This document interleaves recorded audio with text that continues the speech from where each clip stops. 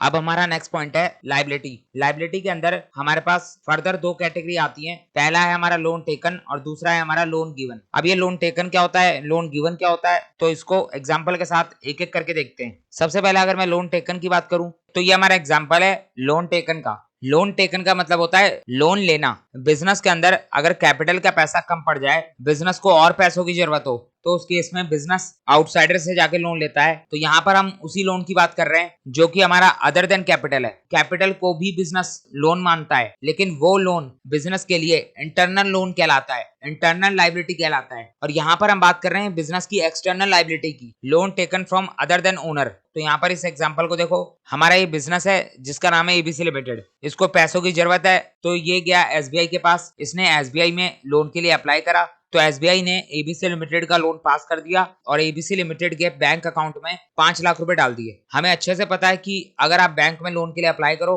तो बैंक वाले आपको कैश में पैसा नहीं देते, आपके अकाउंट में पैसे को ट्रांसफर कर देते हैं। तो यहाँ पर एबीसी लिमिटेड ने 5 लाख के लोन के लिए अप्लाई करा था, एसबीआई ने एबीसी लिमिटेड का लोन पास कर दिया और एबीसी लिमिटेड के अकाउंट में 5 लाख रुपए डाल दिए। तो पैसा कैश में मिले चाहे बैंक अकाउंट में मिले, बात तो एक ही है। एबीसी लिमिटेड के पास 5 लाख रुपए तो आ गए। तो यहाँ पर हम बोल सकते हैं कि एबीसी लिमिटेड के बैंक अकाउंट में 5 लाख रुपए इंक्रीज हो गए। कैश हो या बैंक हो, दोनों सेम ही बात होती है। आपका पैसा आपके पास कैश में पड़ा हो या आपके बैंक अकाउंट में पड़ा हो, दोनों में कोई भी डिफरेंस नहीं है। कैश भी हमारा सेट होता है और बैंक भी हमारा सेट होता है। तो यहाँ पर जैसे ही एबीसी लिमिटेड के बैंक में 5 लाख रुपए आए, वैसे ही एबीसी लिमिटेड का बैंक इंक्रीज हो जाएगा। बैंक अकाउंट इंक्रीज होने का मतलब है असेट का इंक्रीज होना, और जब भी हमारा असेट इंक्रीज होगा तो उसको हम डेबिट करेंगे। तो यहाँ पर ये अकाउंटिंग एबीसी लिमिटेड के पॉइंट ऑफ व्यू से करी जा रही है, यानी हमारे बिजनेस के पॉइंट ऑफ व्यू से करी जा रही है। तो यहाँ पर जैसे ही एबीसी लिमिटेड के बैंक में 5 लाख रुपए आएंगे, वैसे ही एबीसी लिमिटेड अपने बैंक को 5 लाख से डेबिट करेगा। तो यहाँ तक बात समझ में आ गई। अब आगे देखो,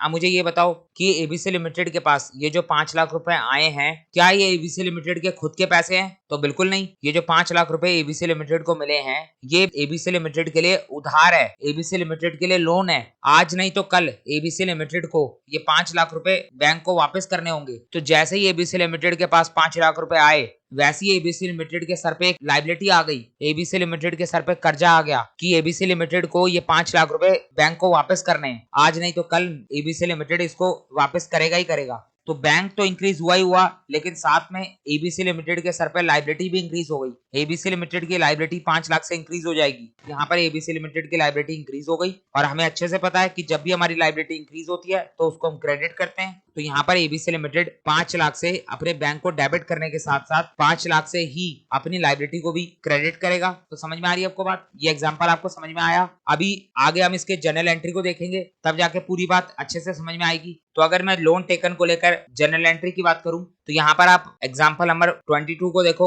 loan taken from SBI ₹5 lakh. तो वही एग्जांपल है, एबीसी लिमिटेड ने एसबीआई से 5 लाख का लोन लिया। तो एबीसी लिमिटेड जो हमारा बिजनेस है उसका बैंक बैलेंस 5 लाख से इंक्रीज हो गया। यहाँ पर एबीसी लिमिटेड के बैंक अकाउंट में 5 लाख रुपए आ गए, तो बिजनेस का बैंक इंक्रीज हो गया। बैंक हमारा असेट है, जब भी असेट इंक्रीज होता है तो उसको हम डेबिट करते हैं। तो यहाँ पर हम बैंक को डेबिट कर देंगे, और साथ के साथ एसबीआई से लोन लेने की वजह से बिजनेस की लाइबिलिटी भी इंक्रीज हो गई। ये पैसा एबीसी लिमिटेड का नहीं है, कभी ना कभी इस पैसे को वापस करना है। तो यहाँ पर बिजनेस के लिए ये 5 लाख का लोन लाइबिलिटी है। तो यहाँ पर एबीसी लिमिटेड इसको एसबीआई लोन के नाम से लिखेगी। जैसे ही बिजनेस के पास 5 लाख रुपए आए, वैसे ही बिजनेस की लाइबिलिटी इंक्रीज हो गई, और जब भी हमारी लाइबिलिटी इंक्रीज होती है तो उसको हम क्रेडिट करते हैं। तो यहाँ पर 5 लाख से एबीसी लिमिटेड अपनी एसबीआई लोन की लाइबिलिटी को क्रेडिट करेगा। तो हमारी जर्नल एंट्री बनेगी, bank account debit 5 lakh to SBI loan account 5 lakh. Business के पास 5 लाख रुपए तो आ गए, लेकिन साथ के साथ बिजनेस की लाइबिलिटी भी 5 लाख से इंक्रीज हो गई। तो समझ में आ गया? बाकी आप नरेशन तो लिख ही लोगे, being the loan taken from SBI.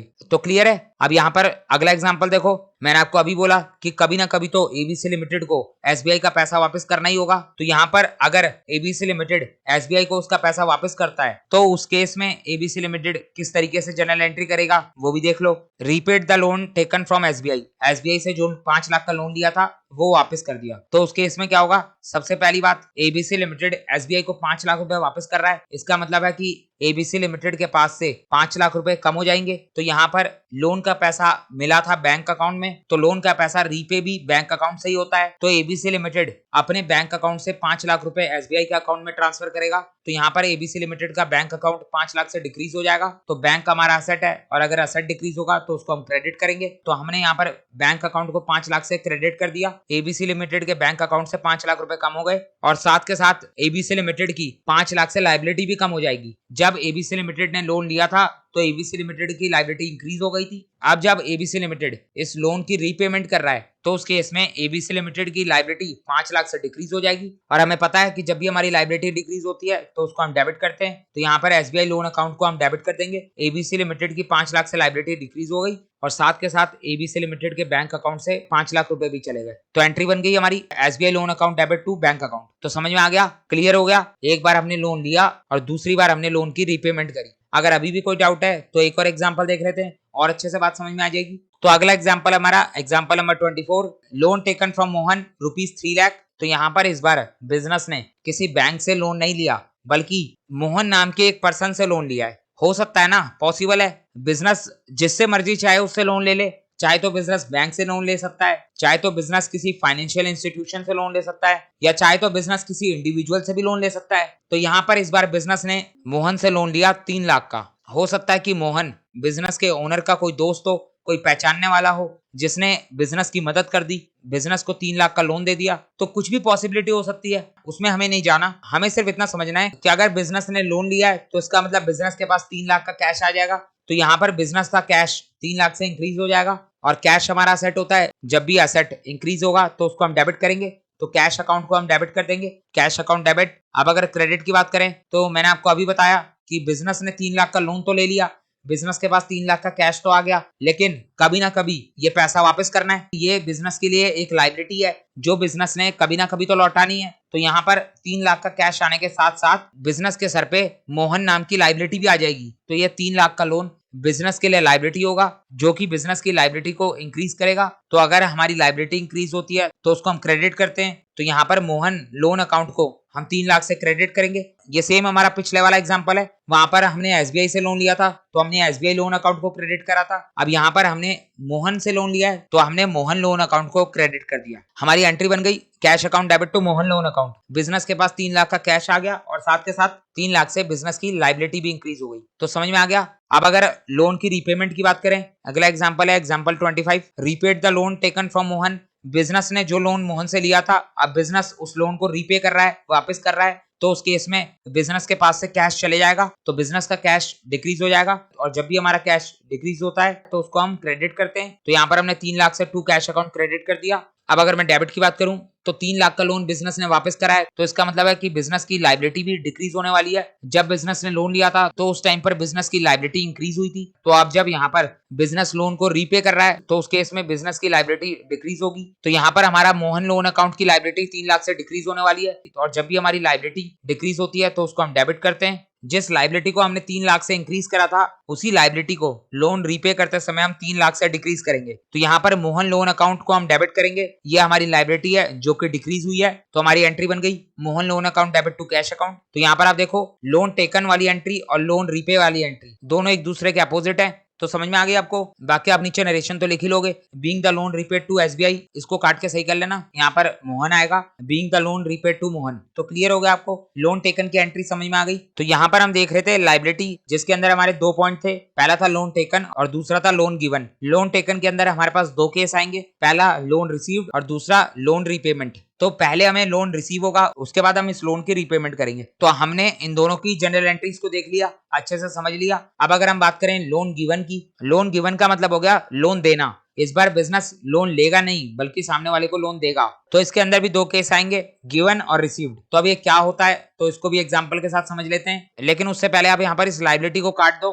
अगर हम यहाँ पर लायबिलिटी की जगह पर लोन लिखें तो ज्यादा सही रहेगा। लायबिलिटी से आप कंफ्यूज हो सकते हो क्योंकि लोन टेकन तो बिजनेस की लायबिलिटी होता है लेकिन लोन गिवन बिजनेस का असेट होता है। तो आप लायबिलिटी और असेट के अंदर कंफ्यूज हो सकते हो। तो इससे बढ़िया है कि आप यहाँ पर लायबिलिटी को काट दो और इसकी जगह पर लोन लिख दो। हमारा थर्ड पॉइंट लायबिलिटी ना होते हुए लोन होगा। लोन के अंदर हमारे पास 2 पॉइंट होंगे, लोन टेकन और लोन गिवन। तो लोन टेकन हमने समझ लिया, अब हम लोन गिवन को भी समझ लेते हैं। तो ये हमारा लोन गिवन का एग्जांपल है। लोन गिवन का मतलब हो गया लोन देना। तो इस बार एबीसी लिमिटेड लोन लेगा नहीं बल्कि लोन देगा। तो यहाँ पर एबीसी लिमिटेड किस किस को लोन दे सकता है? तो सीधी बात है, एबीसी लिमिटेड किसी इंडिविजुअल को लोन देगा। ऐसा तो है नहीं एबीसी लिमिटेड बैंक को लोन देना शुरू कर दे। बैंक से हम लोन लेते हैं, ना कि बैंक को लोन देते हैं। तो यहाँ पर एबीसी लिमिटेड ने इस इंडिविजुअल को लोन दिया जिसका नाम है रमेश। तो जैसे ही एबीसी लिमिटेड ने रमेश को लोन दिया, वैसे ही एबीसी लिमिटेड के पास से 8 लाख रुपया कैश चला गया। अगर बिजनेस किसी को लोन देता है तो बिजनेस के पास से कैश तो जाएगा ही जाएगा। और यहाँ पर हम अकाउंटिंग बिजनेस के पॉइंट ऑफ व्यू से कर रहे हैं, यानी हम एबीसी लिमिटेड की अकाउंटिंग कर रहे हैं। तो एबीसी लिमिटेड ने जैसे ही लोन दिया,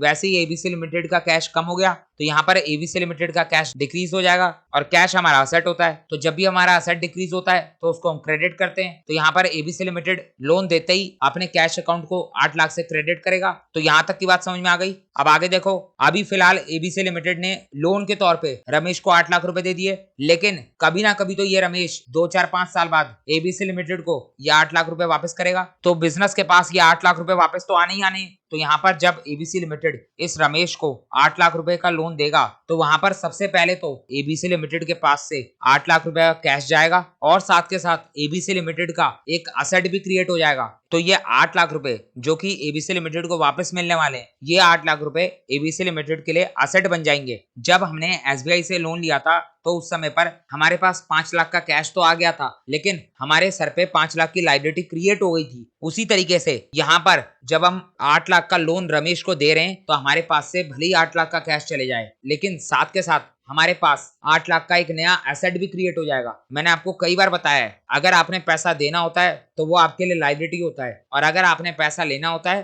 तो वो आपके लिए एसेट होता है। इस बार हमने पैसा लेना है, तो यहाँ पर जब तक एबीसी लिमिटेड को रमेश 8 लाख रुपए वापस नहीं कर देता, तब तक एबीसी लिमिटेड रमेश को अपना असेट मानकर बैलेंस शीट के अंदर असेट साइड में शो करता रहेगा। तो कैश डिक्रीज होने के साथ साथ एबीसी लिमिटेड का एक असेट भी इंक्रीज हो गया, जिसको एबीसी लिमिटेड डेबिट करेगा। अगर हमारा असेट इंक्रीज होता है तो उसको हम डेबिट करते हैं। तो यहाँ पर इस लोन गिवन के 2 इफेक्ट होंगे। पहला कि एबीसी लिमिटेड के पास से कैश चला गया, और दूसरा कि एबीसी लिमिटेड के पास एक नया असेट आ गया रमेश नाम का। तो समझ में आ गया आपको? अगर अभी भी थोड़ी बहुत कंफ्यूजन है तो 2 मिनट और इंतजार करो, अभी इसकी जनरल एंट्री देखते हैं, तब जाके सारी बात क्लियर होगी। तो यहाँ पर अगर हम लोन गिवन की जनरल एंट्री को देखें तो हमारे पास एग्जांपल नंबर 26 है, loan given to Ramesh ₹8 lakh. तो एबीसी लिमिटेड ने रमेश को 8 लाख का लोन दिया, तो एबीसी लिमिटेड के पास से 8 लाख का कैश चले जाएगा, जिसको हम क्रेडिट कर देंगे। कैश हमारा असेट है, असेट डिक्रीज होगा तो क्रेडिट होगा। तो यहाँ पर एबीसी लिमिटेड कैश अकाउंट को क्रेडिट करेगा 8 लाख से, टू कैश अकाउंट 8 लाख। अब साथ के साथ एबीसी लिमिटेड के पास एक नया असेट आ जाएगा रमेश लोन नाम का। ये एबीसी लिमिटेड के लिए असेट है। जब एबीसी लिमिटेड ने एसबीआई से लोन लिया था तो उस टाइम पर एबीसी लिमिटेड की लायबिलिटी क्रिएट हुई थी, लेकिन अब यहाँ पर एबीसी लिमिटेड रमेश को लोन दे रहा है, तो इस केस में एबीसी लिमिटेड का असेट क्रिएट होगा। तो यहाँ पर रमेश लोन नाम का असेट एबीसी लिमिटेड का इंक्रीज होगा, जिसको हम डेबिट करेंगे। असेट इंक्रीज होता है तो हम डेबिट करते हैं। तो ये एक नया असेट आ गया एबीसी लिमिटेड के पास, रमेश लोन अकाउंट। जब तक रमेश लोन को रिपे नहीं करता, तब तक एबीसी लिमिटेड इस रमेश लोन अकाउंट को बैलेंस शीट के असेट साइड में शो करता रहेगा। तो यहाँ पर हमारी एंट्री बन गई Ramesh loan account debit to cash account. अब अगर हम बात करें रीपेमेंट ऑफ लोन की, तो हमारा एग्जांपल नंबर 27 है, Ramesh repaid the due loan. तो यहाँ पर रमेश ने एबीसी लिमिटेड को 8 लाख रुपए वापस कर दिए, लोन की रीपेमेंट कर दी। तो अब इस केस में क्या होगा? सबसे पहले तो एबीसी लिमिटेड के पास 8 लाख रुपए वापस आ जाएंगे, तो एबीसी लिमिटेड का कैश इंक्रीज हो जाएगा 8 लाख से। और जब हमारा कैश इंक्रीज होता है तो उसको हम डेबिट करते हैं। यहाँ पर इसको सही कर लेना, कैश अकाउंट हमारा डेबिट होगा, कैश इंक्रीज हुआ है तो उसको हम डेबिट करेंगे। तो एबीसी लिमिटेड ने अपने कैश अकाउंट को डेबिट कर दिया, एबीसी लिमिटेड के पास 8 लाख का कैश आ गया, और साथ के साथ एबीसी लिमिटेड का असेट भी डिक्रीज हो जाएगा। जब एबीसी लिमिटेड ने लोन दिया था तो उस टाइम पर एबीसी लिमिटेड का असेट इंक्रीज हुआ था। एबीसी लिमिटेड ने रमेश लोन अकाउंट को अपना असेट मानकर इंक्रीज किया था, और मैंने आपको बोला था कि जब तक रमेश एबीसी लिमिटेड को पैसा वापस नहीं करता, तब तक एबीसी लिमिटेड इस रमेश लोन अकाउंट को अपना असेट मानता रहेगा। लेकिन अब यहाँ पर रमेश ने लोन रीपे कर दिया, तो जैसे ही रमेश ने लोन रीपे करा, वैसे ही ABC limited Ramesh loan account को खत्म करके अपने असेट को डिक्रीज करेगी। Ramesh loan account ABC limited के लिए असेट था, और यहाँ पर लोन रीपे होते ही हमारा ये असेट डिक्रीज हो जाएगा। तो यहाँ पर एबीसी लिमिटेड ने 8 लाख से रमेश लोन अकाउंट को क्रेडिट कर दिया। अकाउंटिंग के अंदर हमेशा ध्यान रखना, डेबिट और क्रेडिट प्लस और माइनस की तरह होते हैं। यहाँ पर एबीसी लिमिटेड ने जब रमेश को लोन दिया था तो उस टाइम पर एबीसी लिमिटेड ने रमेश लोन अकाउंट को असेट मानकर 8 लाख से डेबिट करा था और बाद में जब लोन की रीपेमेंट हो गई तो उसके इसमें एबीसी लिमिटेड ने अपने इस असेट को, अपने इस रमेश लोन अकाउंट को 8 लाख से क्रेडिट कर दिया। तो पहले डेबिट करा, बाद में क्रेडिट करा, तो इसका मतलब डेबिट और क्रेडिट प्लस और माइनस की तरह आपस में कट गए। तो यहाँ पर बिजनेस के अंदर से हमारा ये रमेश लोन अकाउंट के नाम का असेट खत्म हो गया एबीसी लिमिटेड को, तो उसका पैसा वापस मिल गया। तो बिजनेस ने रमेश लोन अकाउंट को क्रेडिट करके खत्म कर दिया। बात खत्म। तो समझ में आ गया आपको? लोन गिवन की एंट्री क्लियर हो गई। तो बस इसी के साथ हमारा थर्ड पॉइंट लोन भी खत्म हो गया। लोन के अंदर हमने दो बातें देखी, लोन टेकन और लोन गिवन, और इससे रिलेटेड सभी एंट्रीज को हमने समझ लिया। अब चलते हैं हम अपने नेक्स्ट पॉइंट पे, यानी अपने फोर्थ पॉइंट पे।